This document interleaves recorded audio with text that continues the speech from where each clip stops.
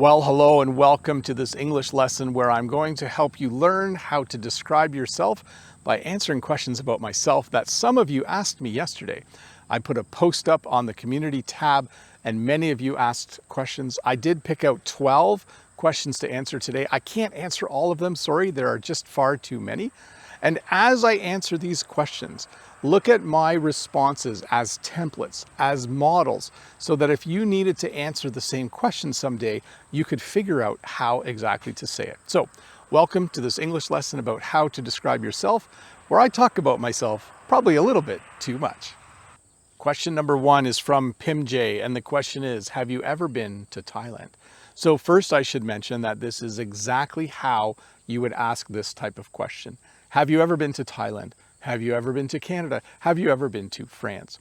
And obviously there's two ways to answer. Either you've been to Thailand or you haven't. So in my case, I would say, no, I have never been to Thailand. I hope to visit someday, but I have never been to Thailand. If you are looking to answer in the affirmative though, maybe if someone asked this question of you, you might say, yes, I went to Thailand in 2018, or I went to Thailand 5 years ago. So have I ever been to Thailand? No, but someday, maybe, if Jen and I travel, I might go and visit. Question number 2 is from Bira. What cartoons did you like to watch when you were a child? Who were your favorite characters in cartoons and books? Were you an avid reader? So a few questions in there. What cartoons did you like to watch when you were a child? Well, I actually like to watch Bugs Bunny. It was an older cartoon, but it was still on TV when I was a kid, and I really enjoyed it. I also enjoyed the Roadrunner and how he was always trying to get away from Wile E. Coyote.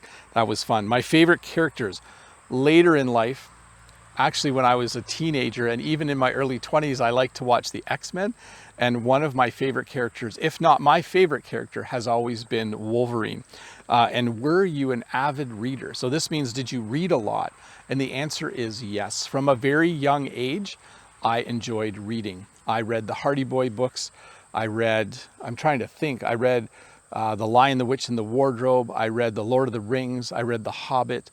I read a lot of science fiction. I just really enjoyed it. I was definitely an avid reader. So this next question is from Mode Eggs. Anything? Really? Okay, when are you going to put up the hammock? Because at this point I'm starting to think you might have been confusing putting it up with putting it away. Sorry. Well, it's kind of a two-part thing here. There's another question, and if that question is too embarrassing, here's another one. Do you ever feel offended, even if just a tiny bit, when someone mistakes you for an American? Yes, I do actually. I see a lot of Canadians express their annoyance about that. And while I do realize it's mostly banter, I still find it interesting that Americans don't feel the same way when someone thinks they're Canadian. Is it because it doesn't happen as often? Maybe. I'm just curious. So as for the first question, yes, the hammock is up. And no one asked if I had any regrets, but if I have a regret in life, it's that I didn't set this up sooner. Like, it has a bug screen, and it was really simple for Jen and I to set up. It literally took us about 5 or 10 minutes. Most of that was us scratching our heads and thinking, but thank you, Mode Eggs, so much for the hammock. It is wonderful. The bug screen makes it super useful. I think that's the part that I didn't realize. Like, even if there's mosquitoes, I can still be out here. As to your question about Americans and Canadians, yes, I get annoyed if someone thinks I'm an American. I don't know why. I think I'm fiercely proud of being Canadian. I think it's really cool to be Canadian, and I'm not sure why Americans, maybe because Canadians are known to be nice. If someone is confused and thinks an American is a Canadian, it's not as big a deal because they just think they're nice people. But yeah, I don't like being confused for an American. But hey, thanks again, Mode Eggs, for this hammock. I will be using it a lot. I actually think we're probably going to start fighting in this family about who gets to use it. This next question is from Tanya, and the question is, what don't you like about routine tasks? So if you don't know, a routine task is a task that you have to do multiple times a day or that you need to do every day. A great example would be doing the dishes. So what I don't like about doing the dishes is it's very, very boring. Sometimes I wish we had a dishwasher, but there is also something enjoyable about it because as a family, we do the dishes together. We wash the plates and forks and spoons together. So I don't like doing dishes by myself as a routine task. I find it boring, but I do enjoy doing it with other people. I should say this though, I do enjoy being done routine tasks. Like I like it when all the dishes are done, or when all the laundry is done, or the other things you need to do around the house. There's a sense of accomplishment. But normally, I don't really enjoy doing routine tasks because they're just a little bit boring. This next question is from Dat. How to avoid laziness in your studies and work. So how do I avoid laziness? I'm not sure why, but I just really enjoy working and I really enjoy doing things. I don't enjoy sitting around. In fact, going on a vacation and having nothing to do isn't really good for me. I don't enjoy that. I like being busy. So how do I avoid laziness? Usually there are jobs that simply need to be done. So for instance, I need to buy groceries to feed my family. I need to go to work to earn money so I can buy groceries to feed my family. So I am motivated by some external things, like the fact that in order to live life, I have to work hard and be productive. But your question was how to avoid laziness in your studies. When I was a student, I did have difficulties with this. When I was a student, it was hard for me to sit down and study for long periods of time. I think I'm wired. In English, when you say you're wired for something, it means your brain is happiest when it's doing that and you're good at it. I am wired to work. I really enjoy working. In fact, I'm not sure when I'm even going to retire. So how do I avoid laziness in your studies and work? So with my studies, I always made lists and then I would check off the things as I got them done. In terms of work, I simply enjoy working. So I just get up, have breakfast, and get at it. This next question is from Nerfadrin. And the question is, what do you do when you feel bored? So there are some things that I always enjoy doing. And so in order to avoid boredom, I choose to do one of those things. Here are some of the things I enjoy doing. I enjoy watching British TV shows. I enjoy listening to music with headphones on. I enjoy reading science fiction. I enjoy going to a movie to see a really good movie, especially if it's a science fiction movie. So what do I do? Let me read this again. What do you do when you feel bored? I usually try to do one of the things that I enjoy doing. And usually I start with the things that are free, like just sitting down at my computer, putting my headphones on and listening to some music. I usually listen to music via YouTube so I can watch the videos as well. That's usually what I do when I'm feeling bored. And if all else fails at my age, I simply have a nap. And when I wake up, I have energy to do something exciting. This next question is from Anna. Have you got any friends? Why, yes, I do have friends. In fact, I have 3 friends, but I will admit we do not see each other very often anymore. I have one really good friend who I just saw a couple weeks ago because he was fixing his car. He bought a used EV and I was helping him replace the battery, although he did 99.9% of the work and I kind of mostly just watched. But I have 2 other friends who, you know, the 4 of us used to go out to see a movie once or twice a year.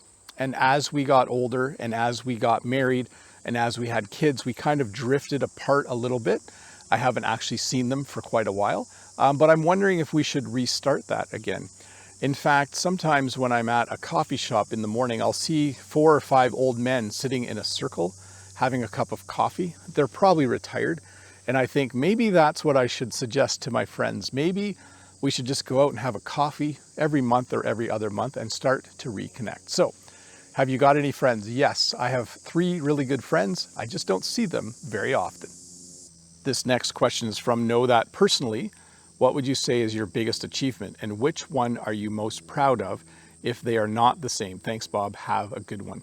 So you notice that Know That said personally. So he's asking about in my personal life, what's my biggest achievement? And I think that would be having kids with Jen, like having a family. That is a huge achievement. I continue to try to be a good dad.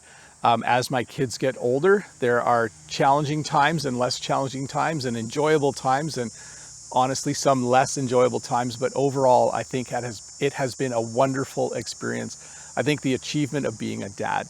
On the professional side, if you were to ask what's my greatest achievement or biggest achievement, I think it would be this YouTube channel.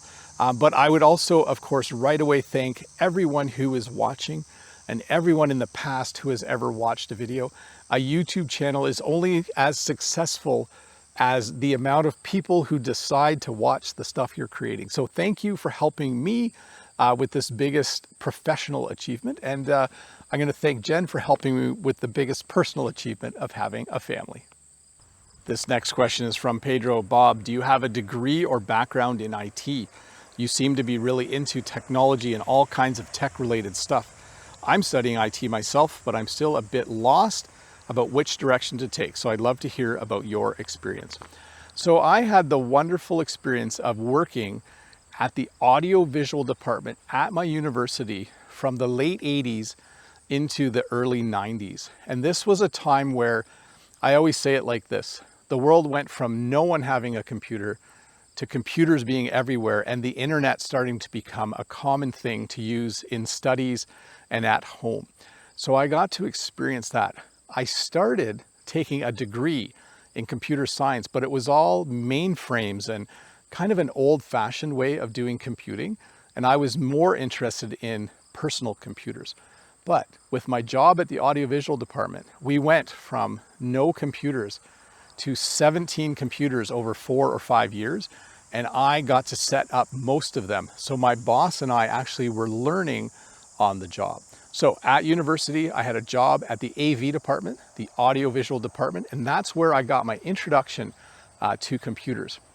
But it actually started a bit earlier than that. When I was 10 or 11, maybe 12, my parents bought my brother and I a VIC-20 computer, and then later a Commodore 64, and I already was super interested in computers then. So I have a passion for computers. Like personally, I really enjoy working with them, but I also had some work experience where I got to unbox and set up computers and install software way back in the early days, and it was super, super fun, and also just really set me off on a path to working in IT and enjoying IT.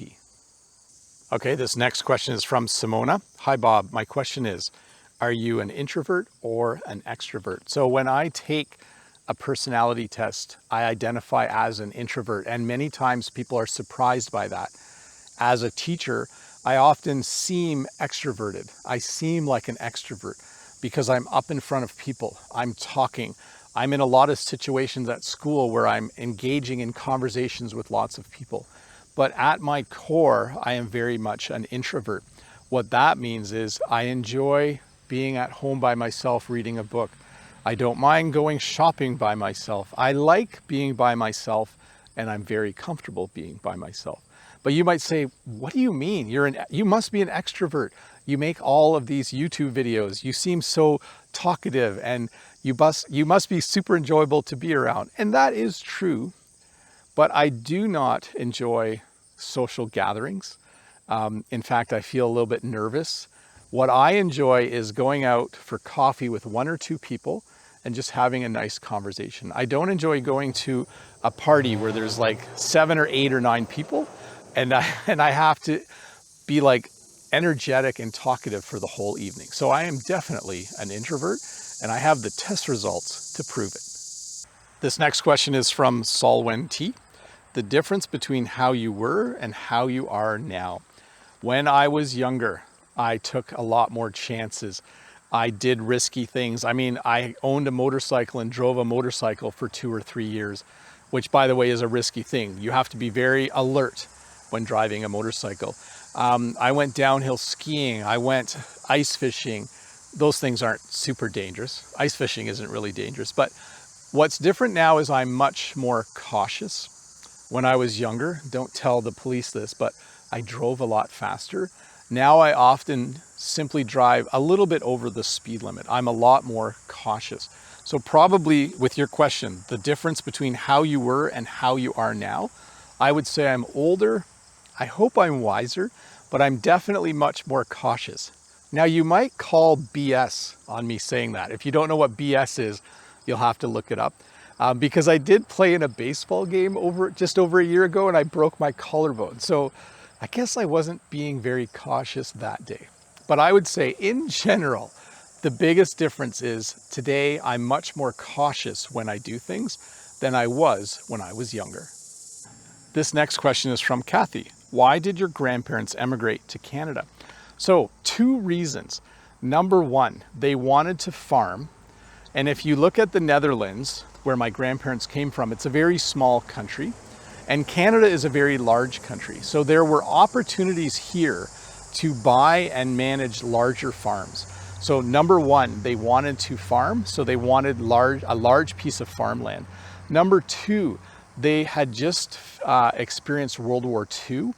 And I think after World War II, a lot of people saw Canada as a very safe place to live. I mean, there had just been World War I and World War II in Europe and other places around the world. And so they saw this as a land of opportunity, a place where they could get a new start and possibly avoid a future war, or at least escape some of the memories of World War II. So why did they come to Canada? My grandparents came here from the Netherlands to avoid the war, and because there were opportunities to find large pieces of land in which that they could use for farming. So, and my parents came too, by the way. Sorry, I'm kind of rambling on here. My dad came when he was, I think 10 or 11, and my mom came when she was 5 or 6. So they were just little kids when they came. This next question is from Wilma. Dear Teacher Bob, I'd like to know what your school years were like before you went to university. Thank you very much. So here's what my school years were like. When I was a kid, I was curious. I read everything I could get my hands on. I enjoyed school. I loved every single subject. I liked history. I liked social studies. I liked math. I liked French. I didn't like music that much though. I didn't like singing. I did have a class where we needed to sing a solo. I think it was in grade 6. I did not enjoy that. But every other part of school I enjoyed because I was a very curious kid. When I got to high school, I enjoyed my classes, but I also enjoyed reading the textbooks. So I did fairly well as a student. So what was the question? I'd like to know what your school years were like before you went to university. Thank you very much. My school years were very much, I started school when I was 5. I went to kindergarten and then grade 1, 2, 3, 4, 5, 6, 7, 8, 9, 10, 11, 12. And I enjoyed every single year. I would leave for school. I would wait at the end of the driveway for the bus. I would get on the bus. I would go to school. I would enjoy my day. I enjoyed playing with my friends at recess, but mostly I just really enjoyed learning about everything in this world. So, you know, in the intro, I think I said I was answering 12 questions. I'm not sure. I think I'm on question 13 or 14, but there's only 1 or 2 left, so bear with me. Mr. Fisheri, what is your go-to comfort food when you're sick or feeling down? I really enjoy chicken pot pie with applesauce. So hot chicken pot pie with cold applesauce. Love it. If it's the middle of winter, any kind of stew with fresh bread, I would call a comfort food. So something savory, something, I don't know, I just like the inside of the pie with the gravy, and it's really salty and just yummy. So I guess that's 2 answers. Chicken pot pie or any kind of stew. And if you don't know what stew is, it's a very thick soup. Any other time of year though, favorite food, pizza. Now, I wouldn't call it comfort food. I would just call it my favorite food. But you did ask about comfort food. So the food that makes me feel happy and at home, definitely chicken pot pie and stew. This next question is from Freddie Wolf. Bob, when you were a young boy, oops, sorry, you're still young. I mean, when you were a toddler until you were a teenager, what kind of games did you enjoy the most playing with your siblings? So we actually played right behind me. We played in this farmyard. We played hide and go seek. So that's where someone counts and all the other kids hide. And we would hide in that shed. We would hide in the barn. We would hide everywhere. And then the person who was it would have to come and find us. We also played a variation of hide and go seek called kick the can, where there's a can and everyone hides, but if you get caught, you wait by the can, and if someone kicks it, you escape, and you still have someone who has to find everyone else. So those are the 2 outdoor games I enjoyed. What else did I enjoy as a kid? I liked playing board games. I liked checkers. I didn't like chess too much, but I liked checkers. I liked playing Monopoly. I liked playing different card games as a kid as well. Those were all fun to do, and it was really nice because my mom enjoyed playing games, but I also had 4 siblings. I have 2 brothers and 2 sisters, and we all enjoyed playing games. Well, thank you so much for watching this English lesson where I hope some of my answers will be useful for you if you needed to answer similar questions about yourself. I did say that this was a lesson where I was going to teach you how to describe yourself by describing myself. So hopefully you can take some of what I said, some of the answers that I gave, some of the responses, and modify them so you can be ready to answer some of these questions yourself. Now, I know not all of the questions pertain to everyone. Some were very specific to me, but I do hope some of the 12 or 15 questions, however many I answered, are useful, or at least you found out and learned a little bit more about me. I don't know why there's like little pieces of hay flying around all of a sudden. Anyways, thanks for watching this little English lesson. If this is your first time here, don't forget to click the subscribe button. Lots of fun things happen on this channel almost every day. Leave a comment below. I will definitely read it. I have become a lot better at answering comments in the last week. And I'll see you next week with another English lesson. Bye.